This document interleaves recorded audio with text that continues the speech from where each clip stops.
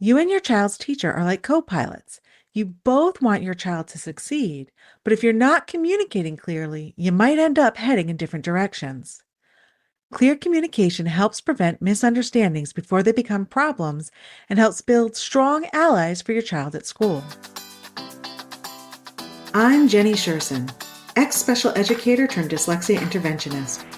It wasn't so long ago that I, too, was overwhelmed by balanced literacy versus structured literacy, education speak, and everything in between. Fast forward after many, many hours of self-driven education, and you'll see I've built a thriving dyslexia practice helping students from age 6 to 18. My specialties? Working with the quote-unquote difficult, almost always 2E, student, and breaking down the complexities of dyslexia into everyday language strategies and action steps. Ever feel like you and your child's teacher are speaking different languages? Like what you say goes in one ear and out the other, or somehow gets completely misinterpreted along the way? You're not alone. Today, we're going to tackle how to build effective communication channels with your child's teachers and school team. Before we take a deep dive, if you're new here, you might want to go check out episode number 33, where we break down what a typical IEP meeting looks like. It'll give you some good background for today's topic. Let's start with why communication matters so much. Think of it this way. You and your child's teacher are like co-pilots. You both want your child to succeed, but if you're not communicating clearly, you might end up heading in different directions. Clear communication helps prevent misunderstandings before they become problems and helps build strong allies for your child at school. So how do we set this up for success? First, establish a preferred method of communication early in the year. Some teachers prefer email, others use apps or communication logs. Whatever method you choose, make sure it works for both of you and creates a paper trail. You want documentation of what's been discussed and agreed upon. Make sure early in the year to set expectations around when and how often you'll communicate. Are you checking in weekly, monthly, when there are concerns? Having this framework in place means you're not trying to figure this out in the middle of a problem. One strategy I've seen work really well is having a structured format for your communication. Instead of just saying, quote, Tommy is struggling, be specific. Quote, Tommy took 3 hours to complete the reading homework last night, even with breaks. Here's what I noticed.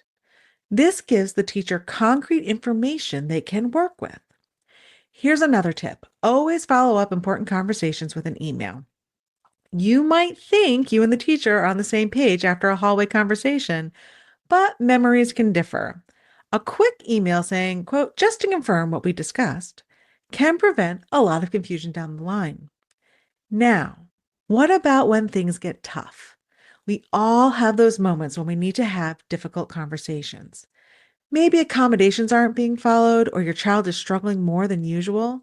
This is where preparation becomes your best friend.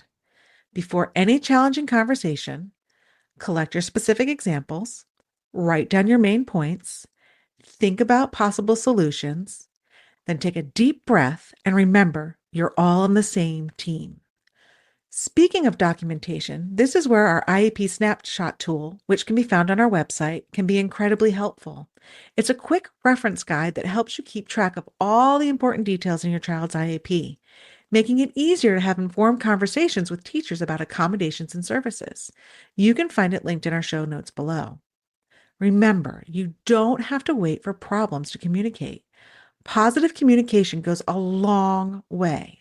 Share successes, thank teachers when things are working well, and keep those channels open.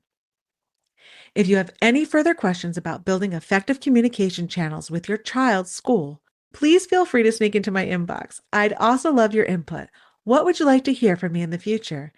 Is there a topic we haven't covered yet that you really want to learn more about? Send me a DM on Instagram or drop me an email at jenny@literacyuntangled.com. That's JENNIE @literacyuntangled.com. I can't wait to hear from you. Until next time, bye-bye. I hope you enjoyed this episode of Literacy Untangled.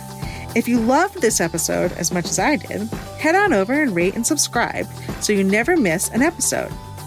If you want to continue the conversation or share your takeaways, head on over to our Instagram at Literacy Untangled and comment on your favorite part. I can't wait to hang out with you again soon. Bye.